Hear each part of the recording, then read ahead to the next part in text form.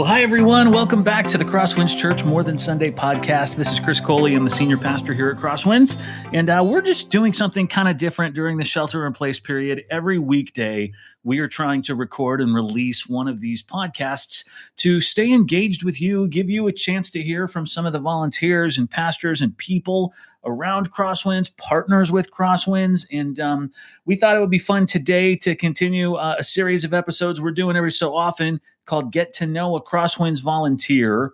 And this is a great one. Today, I've got Paul and Laura Gantt, who lead our medical team, who will be in this. And Jodie Tey, our associate pastor, is with me, helping me interview them. And we're getting to know a little bit about what their team does, what they do, and you'll hear why we're so excited to have them on.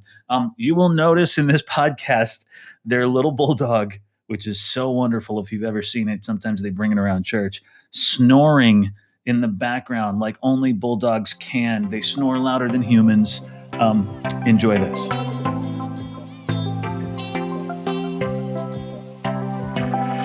All right, we are here with Paul and Laura Gantt and Jodie Tey, our associate pastor, and I'm excited. We're doing another one of our Crosswinds Get to Know a Crosswinds volunteer, and we've got two volunteers that we're getting to know today. They're married, so it makes sense, and they serve on the same team. They're amazing. Welcome, guys. Glad you're here with us. Thank you. Good to be here. Good to see your faces. I'll tell you, I miss seeing you guys every Sunday. Totally. And I miss you bringing your little Bulldog into the courtyard and the lobby for us to see when you bring her. Is she there? You told us she's there with you right now. Yes, she's snoring. I wish we could hear her. It'll get louder, and it's really not us losing interest in the podcast. It's her. Yeah. Yeah, that's all right. We don't mind it. We'll think it's cute. Jodie, tell us a little bit about Paul and Laura and what they're doing on their team. Oh my gosh. First of all, Paul and Laura are completely amazing individuals. And you said that you miss seeing them on Sunday morning, Chris, and seeing their Bulldog. I miss seeing them on Sunday mornings in the lobby because I just feel safer and better when they're there. Yeah, and I know that, well, they head up our medical team for one, but I think that they do so much more than medical for us. I think that they're constantly, the thing that impresses me the most about them is that they're not just thinking through medical, they're thinking through safety, they're thinking through compliance, they're thinking through so many things for us every week and coming up with ideas and saying, hey, have we thought about this? Sometimes to the point where I can't keep up. There's so much. And so every time I see them on Sunday morning, I think I am so grateful you are here. And I think I tell you that when I say, hey, you guys, thank you for being here. I am so grateful that you're here on Sunday morning. So I think as I was thinking about talking to you today, I thought, what drives you? I mean, you guys are there every Sunday. You're never late. You're always on time. You're harnessing your team, and you don't skip a beat every single week. So, what drives you? What's your motivator? For me, it's I came out of the background in the fire service. I was a firefighter paramedic trained at Stanford, and then moved on up the ranks to be a chief. And along the way, I saw an awful lot of grief and hurt people. We're blessed with skills that, we've had from that previous career into the new career. And what drives us is the fact that, we've got a large congregation. A lot of them are older in many, many ways, pre-existing conditions and things. And it's just, I think the church has a moral responsibility to be that kind of that group that's there for people and meeting all the needs. We had an incident on Sierra Court a number of years ago, the year before we moved over, where a gentleman collapsed in a cardiac arrest in the lobby just before the service. Yeah, he had just gotten to church, and we were able to come to his aid and start CPR. And by the time we got him in the ambulance, he was breathing on his own, and he's been back at church pretty much every week. He was back the next week. Yeah, he was back the following Sunday. He was literally dead in the lobby, because that's what a heart attack that leads to a cardiac arrest did. And from there, we kind of sprung on the idea to get a medical team into the church itself. They were starting a security team at the time, and so we sought volunteers, and we've got a great team that takes Mhm. care of folks, and pretty much every time the doors are open, somebody's there. Very faithful. One of the things that I Wait, think real of, quick before you talk, Laura, we definitely can hear your bulldog snoring in the background. Great. I keep hearing this like, Uh-huh. and I'm like, who is that? It's What not is their gardener. happening? It's their I bulldog. forgot that your dog is there. It's That's it's soothing. Tammy. It's It soothing. is soothing. I used to have an English bulldog. We had up until Quinn was probably 3 years old or so. It was the greatest dog in the world, and I miss that snore. So, okay, sorry, Laura, you were going to say. Go ahead. for me, it goes back to Romans 12:1. God expects us to give him a reasonable service. It's reasonable. These are things. These are skills that Paul and I have. I'm good at coordinating things and organizing things and making sure people, creating schedules. So, getting our team there and making sure they're on time and everybody's covering properly. That's just a reasonable thing for me to do. A lot of my background in medical is from going and watching him give classes and trainings. Wow. Yeah. But the rest of it is just from being a mom. And it's, we all know as parents, kids fall down and kids get hurt and kids skin their knees. And a lot of medical is just being a mom. Yeah, no doubt about it. And when we say that you guys have like training in this, tell us about your company because a lot of this is what you do around California, around the world, really. I think you do this internationally. Yes. Yeah, we do. Yeah.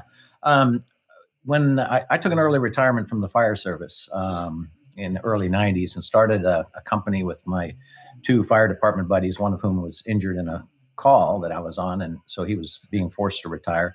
So we decided to start a business that was going to be part-time. And then it grew very quickly. It's called Safety Compliance Management, or SCM. And we do the full spectrum of occupational safety and services, from consulting to writing compliance documents for businesses and organizations such as Crosswinds. We do the training to implement those programs, and that training runs the gamut from how to operate forklifts and aerial lifts like were used at the church when it was being built, to teaching people how to respond to emergencies in their businesses and organizations, to working with chemicals and doing high-level emergency response, all the way through speaking in court as expert witnesses and testifying as to what the truth is and the application of regulations. So it's quite eclectic. Yeah. It's funny. We have a number of employees. 6 of us all attend Crosswinds. So we call ourselves the Crosswinds San Ramon campus. There you That's go. awesome. That's a way to look at it. Well, and some of them attended before. That's how you met them at Crosswinds. And then some you've just brought from work who started to come with you. It's pretty great. Yeah. Now, in addition to the work you guys do on the medical team, you have for the last few years, how many years have you guys been going to houseboats? Ooh. Oh, that's right. Yeah, I think it's probably 5 or more. Yeah. Yeah.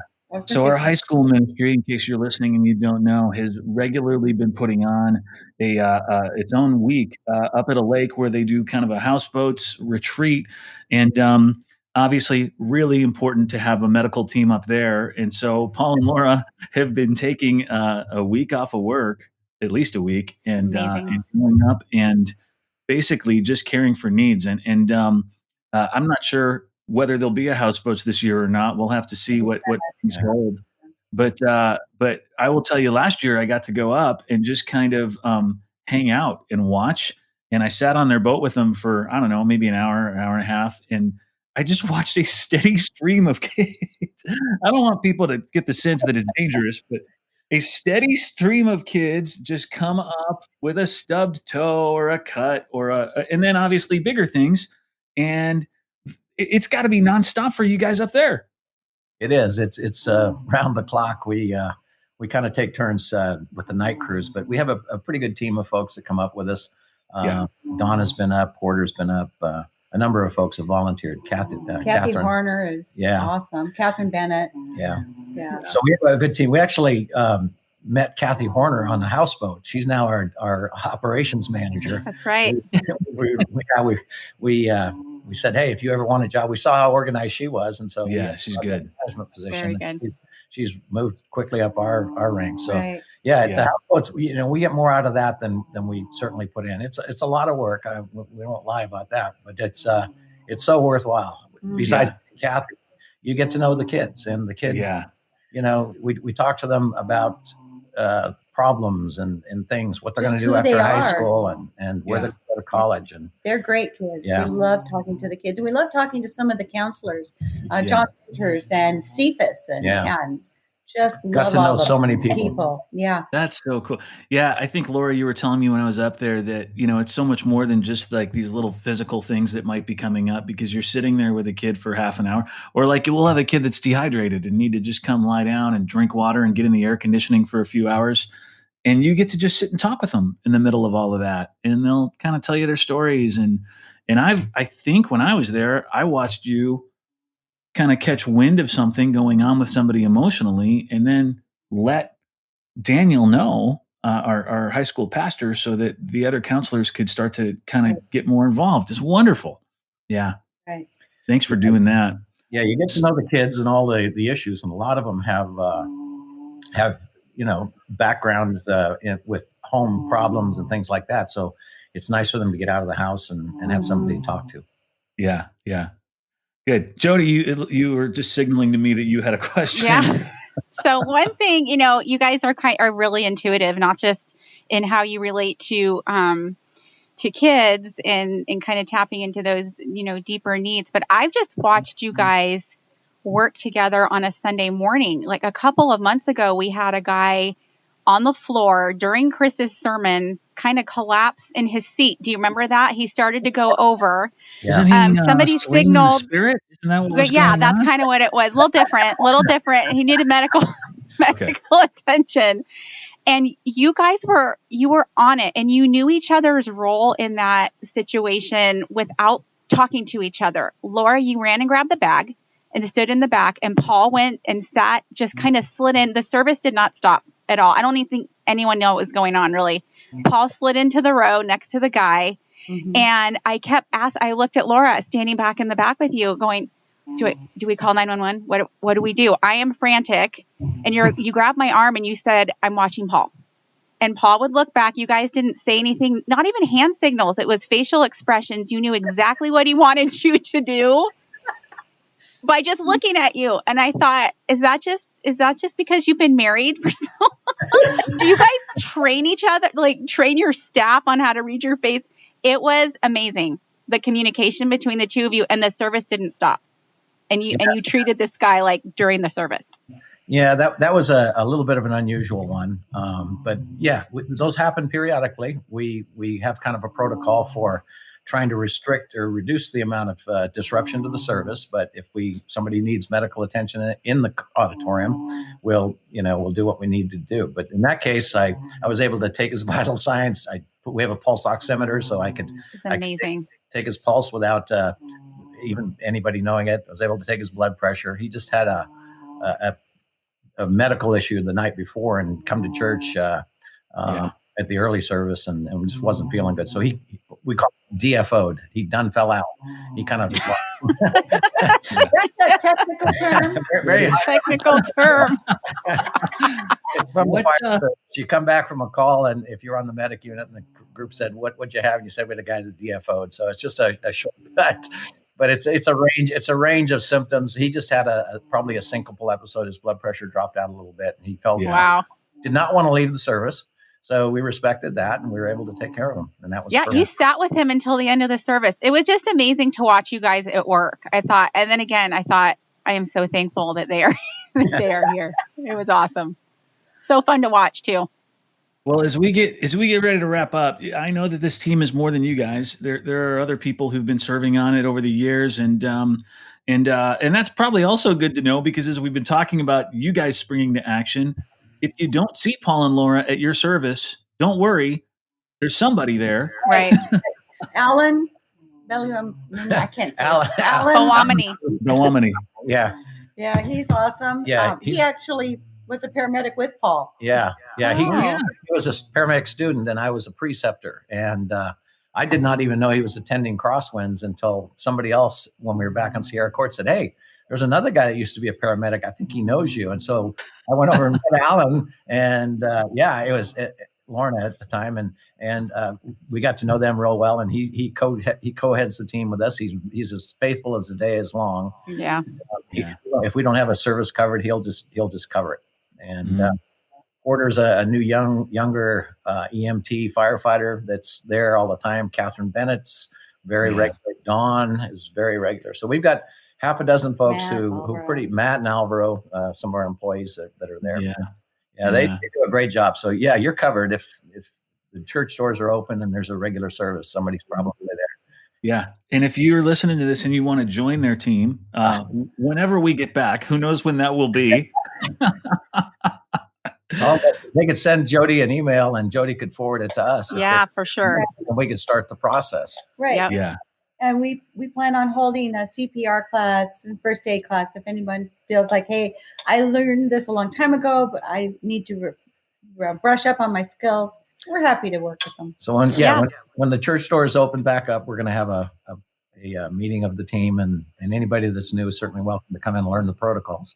Yeah, that meeting was supposed to happen tomorrow. That was on the calendar. CPR training was supposed to be tomorrow.